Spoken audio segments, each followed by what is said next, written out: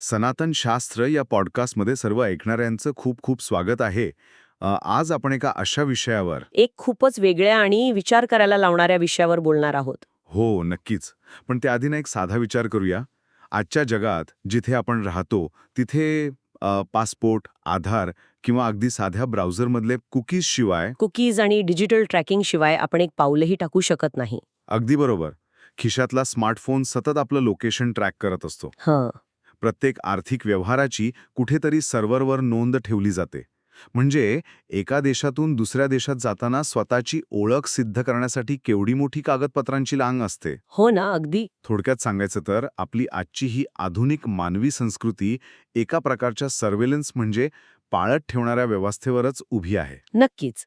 ही आजची वास्तविकता आहे. पण अशी कल्पना करा की एक असा काळ होता जेव्हा लोक पूर्णपणे मुक्त होते. हं, कोणतीही सरकारी नोंदणी नाही, कसलेही ट्रॅकिंग नाही, कोणताही पाळत ठेवणारा अधिकारी नाही. आणि तरीही तो समाज अत्यंत सुरक्षित आणि श्रीमंत होता. हो, म्हणजे हे ऐकायला एखाद्या सायन्स फिक्शन चित्रपटासारखं वाटतं नाही का? हो, पण हा खरा इतिहास आहे. हा काही काल्पनिक कथेचा भाग नाही. म्हणूनच आजच्या या सखोल अभ्यासात आपण याच इतिहासाच्या पानांवरून एक नवा प्रवास करणार आहोत. अगदी. आज आपण 5व्या शतकात म्हणजे साधारण 399 ते 414 CE या काळात हं. गुप्त साम्राज्यात आलेल्या फहायान या चीनी बौद्ध भिक्खूच्या मूळ नोंदींचा सखोल अभ्यास करणार आहोत. ज्याला आपण इंग्रजीत फॅक्शन म्हणतो, बरोबर? हो, तोच. फहायानने पायी चालत गोबीचे वाळवंट आणि हिमालयासारखे भयंकर पर्वत ओलांडून भारताचा प्रवास केला होता. बापरे, त्या काळात? हो, आणि रेकॉर्ड ऑफ बुद्धिस्ट किंगडम्स या त्याच्या प्रवास वर्णनातून आपल्याला एका अशा जगाची ओळख होते जे आजच्या आधुनिक प्रशासकीय संकल्पनांना थेट आव्हान देतं. ठीक आहे, आपण हे थोडं सविस्तर समजून घेऊया.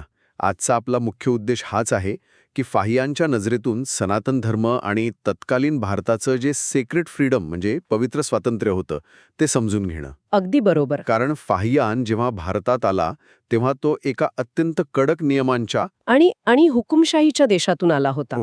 प्राचीन चीनमधून तिथल्या त्या कंट्रोल स्टेटमधून इथल्या अशा मुक्त वातावरणात आल्यावर त्याला नेमकं काय जाणवलं असेल, इथूनच आपण सुरुवात करूया.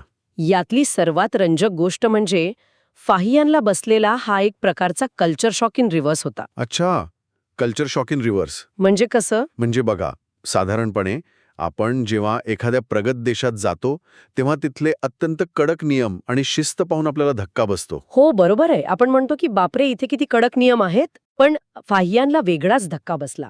त्याच्या नोंदीनुसार तत्कालीन भारतात लोकांची कोणतीही हाऊसहोल्ड रजिस्ट्रेशन म्हणजे कुटुंब नोंदणी अजिबात नव्हती.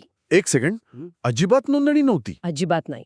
मॅजिस्ट्रेटचा किंवा कुठल्याही अधिकाऱ्यांचा कोणताही जाच नव्हता. त्याच्या स्वतःच्या देशात नागरिकांना प्रत्येक हालचालीची नोंद सरकारकडे द्यावी लागायची. बापरे. पण गुप्त साम्राज्यात लोक जिथे राहायचे तिथे ते मुक्तपणे राहू शकत होते. जिथे जायचे तिथे राहू शकत होते? हो, कोणत्याही प्रकारची सक्ती किंवा बंधने नव्हती. थांबा, हं. हे पचवायला थोडं कठीण जातंय. हं, म्हणजे कोणतीही नोंदणी नाही आणि पोलिसांचा किंवा शासनाचा कोणताही धाक नाही, हे खरोखरच अविश्वसनीय आहे. हो ना. आजच्या काळात आपण जी फ्रीडम ऑफ मूव्हमेंट किंवा मुक्त संचाराची अपेक्षा करतो हं. ती तिथे आधीच अस्तित्वात होती. पण माझा इथे एक प्रश्न आहे. विचारा मग. जर लोकांवर पाळत ठेवणारी यंत्रणाच नव्हती, कोणतीही ओळखपत्रे नव्हती, तर मग गुन्हेगारीवर नियंत्रण कसं मिळवलं जायचं? हा एक खूप महत्वाचा मुद्दा आहे. कारण मानवी स्वभाव तर काही बदलत नाही. मग लोक एकमेकांना फसून पळून का गेले नाहीत? न्यायव्यवस्था नेमकी कशी चालत होती? हाच तर गुप्त काळातील प्रशासनाचा सर्वात मोठा विजय होता. फाहियान अत्यंत स्पष्टपणे लिहितो की राज्याचे नियम अत्यंत सौम्य होते. अच्छा. तिथे देहदंड किंवा शिरच्छेद यांसारख्या क्रूर शिक्षा अस्तित्वातच नव्हत्या. शिरच्छेद नव्हता? नाही. गुन्हेगारांना त्यांच्या गुन्ह्याच्या स्वरूपानुसार फक्त लहान किंवा मोठा दंड आकारला जायचा, म्हणजे फाईन्स. फक्त दंड? पण मोठ्या गुन्ह्यांसाठी काय? अगदी वारंवार बंड करणाऱ्या हं. किंवा राजद्रोह करणाऱ्या गुन्हेगारांचा फक्त उजवा हात कापला जाय. अरेच्चा. हो, आणि जो त्या काळातील इतर कोणत्याही जागतिक साम्राज्याच्या तुलनेत अत्यंत दयाळू न्याय होता. एका सेकंदासाठी आपण याचा विचार करूया. प्राचीन जगात जिथे इतर साम्राज्यांमध्ये साध्या चोरीसाठीही मृत्यूदंड दिला जायचा, हो, अगदी छोट्या गुन्ह्यांसाठी पण. तिथे राज्याविरुद्ध बंड करणाऱ्यालाही जिवंत सोडला जात होता. मला वाटतं फाहियानने इथे थोडी अतिशयोक्ती केली असावी किंवा त्याने फक्त काही श्रीमंत भागांनाच भेट दिली असावी. असा संशय येणं अत्यंत स्वाभाविक आहे. हो, कारण खरोखरच एखादं विशाल साम्राज्य अशा शिथिल कायद्यांवर कसं उभं राहू शकतं? पण फाहियानच्या नोंदी इतर अनेक ऐतिहासिक पुराव्यांशी जुळतात. अच्छा. हो, तत्कालीन जगाच्या तुलनेत हा अत्यंत दयाळू आणि प्रगत न्याय होता. याचा अर्थ असा की न्यायव्यवस्था भीतीच्या आधारावर नाही, तर आर्थिक दंडाच्या आणि सुधारणेच्या आधारावर काम करत होती. क्या बात है. आणि आणखी एक महत्वाची गोष्ट, राजाचे जे रक्षक आणि सैनिक होते ते नियमित पगारावर काम करत असत. म्हणजे सॅलरीड होते ते. हो, सॅलरीड. ही गोष्ट एखाद्या व्यावसायिक आणि प्रगत अर्थव्यवस्थेचे मोठं लक्षण आहे. गुलामगिरी किंवा सक्तीच्या मजुरीवर अवलंबून न राहता राज्याने एक व्यावसायिक प्रशासन उभं केलं होतं. जेव्हा राज्यकर्ते स्वतः प्रजेवर जुलूम करत नाहीत, तेव्हा समाजात एक प्रकारची सुरक्षिततेची भावना निर्माण होते. आणि ज्यामुळे गुन्हेगारीचं प्रमाण आपोआप कमी होतं. अगदी बरोबर. तर या सगळ्याचा नेमकं काय अर्थ काढायचा? जर कायदे एवढे शिथिल होते, पोलिसांचा धाक नव्हता, तर हा समाज कसा चालत होता? अराजकता का माजली नाही? कारण आधुनिक जगात आपण पाहतो की थोडा जरी नियम ढिला पडला किंवा रस्त्यावर कॅमेरे नसले तर लोक सिग्नल तोडतात. हो, सिग्नल तोडण्यापासून ते मोठे आर्थिक गैरव्यवहार करण्यापर्यंत लोक मागेपुढे पाहत नाहीत. मग तिथे असे काय होते ज्याने समाजाला एका अदृश्य धाग्याने एकत्र बांधून ठेवले होते? या प्रश्नाचं उत्तर राजवाड्याच्या कायद्यात नाही, तर लोकांच्या आचरणात दडलेलं आहे. अच्छा. हा समाज संस्कृती आणि धर्माने चालत होता. हा धर्म केवळ मंदिरातल्या कर्मकांडांपुरता मर्यादित नव्हता, तर तो लोकांच्या हृदया आणि रोजच्या आचरणात पूर्णपणे भिनलेला होता. हृदय म्हणजे त्यांच्या गाभ्यातच होता तो. अगदी. फाहियानने त्याच्या नोंदीत अत्यंत बारकाईने तत्कालीन अर्थव्यवस्थेचं वर्णन केलं आहे. त्याच्या मते संपूर्ण देशात लोक कोणत्याही सजीव प्राण्याची हत्या करत नसत. बापरे, संपूर्ण देशात? हो, ते मद्यपान करत नसत. बाजारात एकही खाकेकखाना नव्हता. म्हणजे बुचर्स नव्हते तिथे? नव्हते. आणि मद्य विक्रीची दुकाने पण नव्हती. लोक डुक्कर किंवा कोंबड्या पाळत नसत आणि जिवंत गुराखी विकत नसत. क्या बात आहे. आणि ते कांदा आणि लसूण सुद्धा खात नसत. हे खूपच भारी आहे.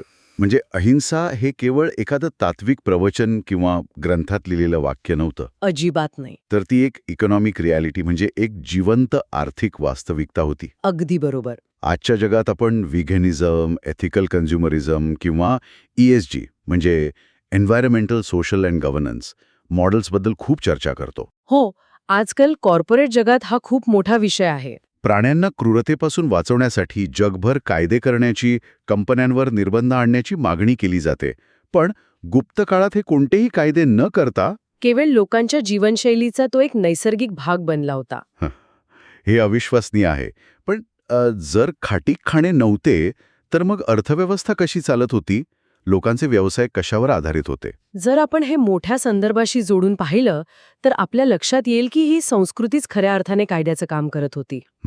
शेती, व्यापार, कापड उद्योग आणि मसाल्यांचा व्यापार यावर अर्थव्यवस्था अत्यंत भक्कमपणे उभी होती. अच्छा. लोकांच्या मनात आत्मा आणि ब्रह्मा या तत्वांबद्दलची समज एवढी स्पष्ट आणि खोल होती की प्रत्येक सजीवामध्ये त्याच ईश्वराचा अंश आहे ही भावना त्यांच्यात पूर्णपणे रुजली होती. म्हणजे आत्मा आणि ब्रह्मा ही नुसती बौद्धिक समज नव्हती, तर तो त्यांच्या योग आणि साधनेचा परिणाम होता. क्या बात आहे, योग. हो, त्यामुळेच त्यांना हिंसेपासून दूर राहण्यासाठी कोणत्याही बाह्य पोलिसांची किंवा शिक्षेची गरज भासली नाही. आतला कायदा इतका भक्कम होता की बाहेरच्या कायद्याची गरजच उरली नाही. खरंच की. आणि अर्थव्यवस्थेच्या इतर पैलूंवर याचा कसा परिणाम झाला? म्हणजे कोणत्या पैलूंवर? म्हणजे शेतकरी आणि सर्वसामान्य व्यापारी यांच्यावर कराचे म्हणजे टॅक्सेसचे ओझे किती होते? कारण प्रशासन जर इतके कमी हस्तक्षेप करणारे होते तर करप्रणाली कशी होती? फाहियानची नोंद यावर खूप स्पष्ट प्रकाश टाकते. तो सांगतो की करप्रणाली अत्यंत सौम्य होती. फक्त जे शेतकरी राजशाही जमिनीवर म्हणजे रॉयल लँडवर शेती करत असत, ओके, त्यांनाच आपल्या उत्पन्नाचा काही भाग कर म्हणून द्यावा लागे. फक्त त्यांनाच? हो. स्वतःच्या मालकीची जमीन कसणारे बाकीचे सर्व शेतकरी पूर्णपणे मुक्त होते. अच्छा. त्यांना हवे तेव्हा ते पीक घेऊ शकत आणि हवे तेव्हा जमीन सोडू शकत. बापरे, म्हणजे खऱ्या अर्थाने स्वातंत्र्य होतं. आणि या सगळ्याचा एकत्रित परिणाम काय झाला माहितीये? काय? समाज अत्यंत समृद्ध बनला. फाहियान सांगतो की लोक अतिशय सुखी होते आणि बाहेरून येणाऱ्या परदेशी पाहुण्यांचे ते अतीव आदरातिथ्य करत असत. धर्मशाळा, मोफत वैद्यकीय सुविधा आणि प्रवाशांसाठी राहण्याची सोय समाजाने स्वतःहून उभी केली होती. बाप रे, सरकारची वाट न बघता. हो, जेव्हा एखादा समाज आर्थिकदृष्ट्या पूर्णपणे सुरक्षित आणि समृद्ध असतो तेव्हाच तो इतका उदार आणि स्वागतशील होऊ शकतो. एका बाजूला प्रशासनाचा कमीत कमी हस्तक्षेप आणि दुसरीकडे नैतिकतेचा हा एवढा उच्च स्तर.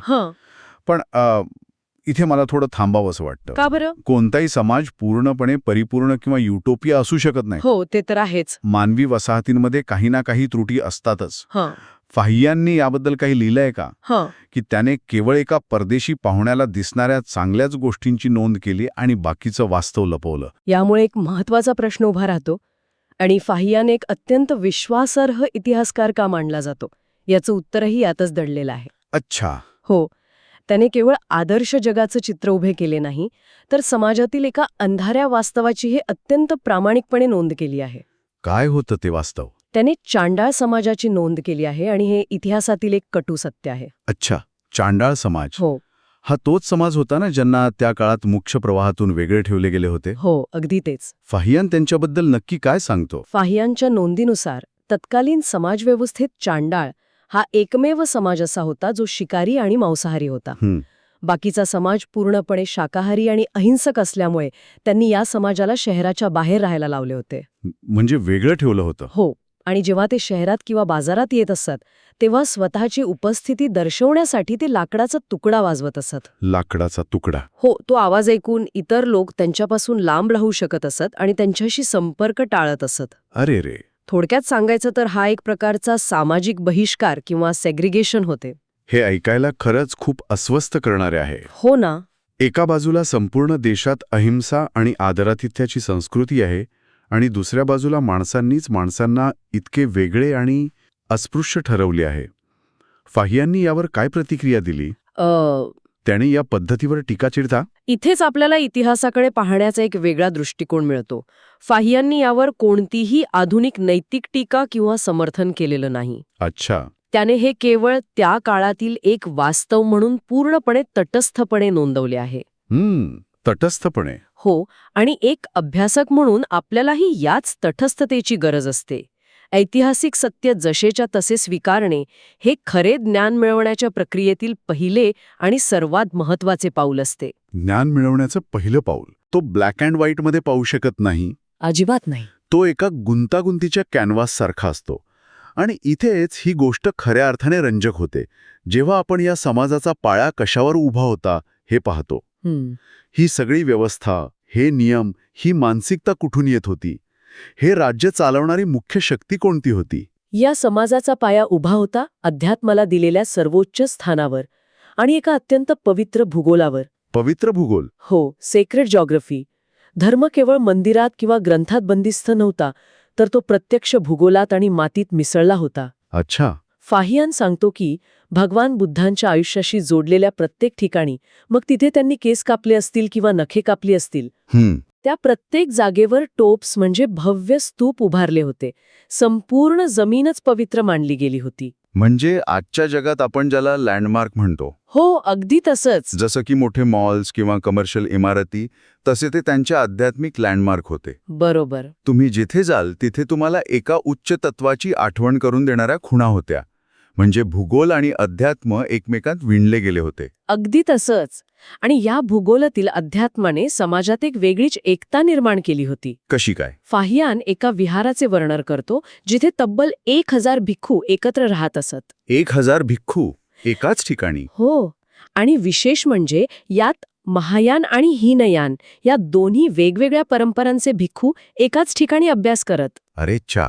आणि एकाच साठ्यातून म्हणजे कॉमन स्टोअरमधून अन्न ग्रहण करत असत. त्यांच्यात कोणताही वाद किंवा श्रेष्ठ कनिष्ठ असा भेद नव्हता. आजच्या काळात जिथे छोट्या छोट्या वैचारिक मतभेदांवरून समाज दुभंगतो. हो ना, सोशल मीडियावर युद्धे होतात. तिथे हजारो वर्षांपूर्वी दोन वेगवेगळ्या परंपरांचे लोक एकाच छताखाली गुण्यागोविंदाने राहत होते. हे ऐकून खूप नवल वाटतं. नक्कीच. आणि सत्तेच्या बाबतीत बोलायचं तर राजकीय सत्तेचा या अध्यात्मासमोर काय दृष्टिकोन होता? राजे आणि सम्राट या भिक्खूंना कसे वागवत असत? हा या नोंदींमधला सर्वात शक्तिशाली आणि विचार करायला लावणारा भाग आहे.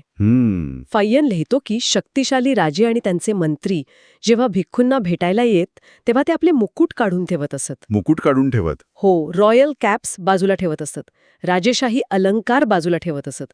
ते भिक्खूंना स्वतःच्या हातांनी जेवण वाढत असत. बापरे. आणि सर्वात महत्वाचे म्हणजे ते भिक्खूंच्या समोर कोणत्याही उच्च आसनावर बसण्याचं धाडस करत नसत. ते खाली जमिनीवर बसत असत. वाह. आजच्या व्हीआयपी कल्चरची तुलना या प्राचीन पद्धतीशी केली तर केवढा मोठा विरोधाभास दिसतो. हो ना, जमीन आसमानाचा फरक आहे. आज सत्तेत असलेली व्यक्ती सगळ्यात पुढे सगळ्यात मोठ्या खुर्चीवर बसते आणि बाकीच्यांनी त्यांच्या भोवती फिरायचे असते. बरोबर. पण तत्कालीन समाजाने राजकीय सत्तेपेक्षा आध्यात्मिक अधिकाराला समाजात सर्वोच्च स्थान दिले होते. अगदी. सत्ताधाऱ्यांनीही मान्य केले होते की सत्य आणि ज्ञानाच्या मार्गावर चालणारे लोक त्यांच्या सत्तेपेक्षा आणि संपत्तीपेक्षा मोठे आहेत. हेच तर खऱ्या अर्थाने धार्मिक उतरंडीचं उत्तम उदाहरण आहे, जिथे राज्यकर्ता आपल्या सत्तेच्या अहंकाराला बाजूला ठेवून एका संन्याशासमोर नतमस्तक होतो. तो सत्तेचा नाही तर त्यागाचा आणि ज्ञानाचा सन्मान करत असतो. आणि हे अध्यात्म केवळ माणसांपुरते मर्यादित नव्हते. अच्छा, मग? ते निसर्गाशीही तितक्याच घट्टपणे जोडलेले होते. मानवी समाज आणि निसर्ग यांच्यात एक जिवंत नाते होते. निसर्गाशी नाते म्हणजे पर्यावरणाशी संबंधित काही संदर्भ आहेत का यात? हो, आहेत ना. आज आपण क्लायमेट चेंजच्या निमित्ताने निसर्गाकडे लक्ष देत आहोत. पण त्या काळात त्यांनी निसर्गाला कसं पाहिलं? फाहियांच्या नोंदींमध्ये याबद्दल काही उल्लेख आहे का? होय, आणि तो एक अतिशय सुंदर आणि जिवंत मिथकाचा संदर्भ आहे. मिथक म्हणजे मिथ. हो, फाहियांने एका पांढरा कान असलेल्या ड्रॅगनची नोंद केली आहे. पांढरा कान असलेला ड्रॅगन? हो, म्हणजे ही एक नाग देवता होती. अच्छा, नागा ट्रेडिशन. अगदी बरोबर. त्याच्या मते हा पांढरा कान असलेला ड्रॅगन त्या भिक्खूंचा आणि परिसराचा पाठीराखा होता. वेळेवर पाऊस पडावा, दुष्काळ पडू नये आणि देशात भरपूर पीक यावे यासाठी हे भिक्खू त्या ड्रॅगनची पूर्ण काळजी घेत असत. काळजी घेत म्हणजे नक्की काय करत? त्यांनी त्या ड्रॅगनसाठी एका घरात बसायला जागा केली होती आणि रोजचे अन्न, ज्याला तो डायट ऑफ ब्लेसिंग म्हणतो, ते त्याला अत्यंत आदराने अर्पण केले जायचे. अरेच्छा, म्हणजे हा निसर्ग आणि मानवामधील एक अत्यंत पवित्र ऋणानुबंध आहे. अगदी बरोबर, ऋणानुबंध. जसे आजकाल लोक मंदिरात जातात, कृतज्ञता व्यक्त करण्यासाठी मंत्र म्हणतात, हो, अगदी तशीच ही निसर्गाची आणि नागांची कृतज्ञतापूर्वक केलेली एक दैनंदिन आध्यात्मिक पूजा होती. नक्कीच. पाऊस आणि पीक या नैसर्गिक गोष्टींना त्यांनी एका देवतेचं रूप दिले होते आणि त्यांच्याशी एक मैत्रीपूर्ण नाते जोडले होते. आणि यातली खरी गंमत बघा, फाहियान हा काही भोळाभावडा प्रवासी नव्हता. तो एक प्रगल्भ आणि अत्यंत विद्वान चीनी बौद्ध भिक्खू होता.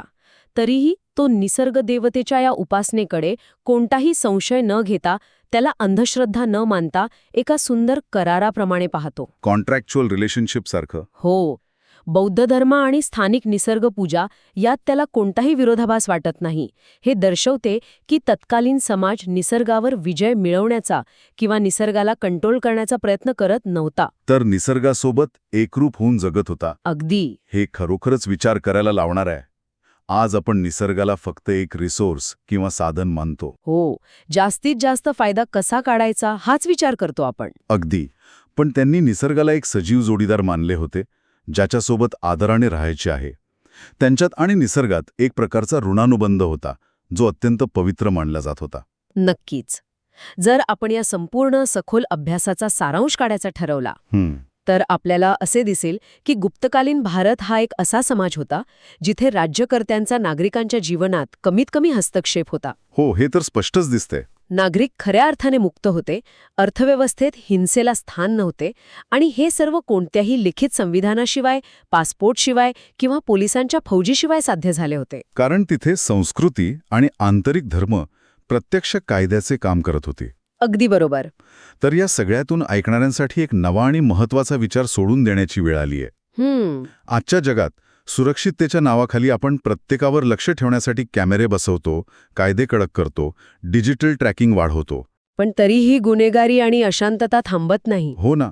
मग असा विचार करणं योग्य ठरेल की जर प्रत्येकाने स्वतःच्या आतल्या धर्माचे आणि नैतिकतेचं प्रामाणिकपणे पालन केले तर बाहेरच्या कोणत्याही पोलिसांची किंवा पाळत ठेवणारी यंत्रणा खरोखरच गरजेची उरेल का? हा एक अतिशय खोल प्रश्न आहे. खरे स्वातंत्र्य हे नियम नसण्यात आहे की नियम आतून पाळण्याइतके प्रगल्भ होण्यात आहे? ज्याचं उत्तर समाजातील प्रत्येक घटकाने स्वतःच्या आत शोधायला हवं. कारण जोपर्यंत हृदय शुद्ध होत नाही तोपर्यंत बाह्य कायदे फक्त वरवरची मलमपट्टी ठरू शकतात. हे अगदी योग्य आहे. तर आजचा हा जुन्या जगाचा सखोल अभ्यास आणि फाहियांसोबतचा हा प्राचीन सांस्कृतिक प्रवास ऐकणाऱ्यांना कसा वाटला हे आम्हाला नक्की सांगा. नक्कीच. जर ज्ञानाचा आणि इतिहासाचा हा प्रवास आवडला असेल तर या चॅनलला लाईक, शेअर आणि सबस्क्राईब नक्की करा. आणि हो, कमेंट्समध्ये आम्हाला नक्की कळवा की आजच्या जगात अशी कोणती गोष्ट पाहायला मिळते जिथे संस्कृती किंवा आंतरिक नैतिकता ही कायद्यापेक्षा जास्त प्रभावी ठरलेली दिसते. अगदी. सनातन शास्त्राच्या या प्रवासात आज आपण इथेच थांबूया. पुढच्या वेळी अशाच एका नव्या ज्ञानाच्या प्रवासात नक्की भेटूया. तोपर्यंत विचार करत रहा आणि शिकत रहा.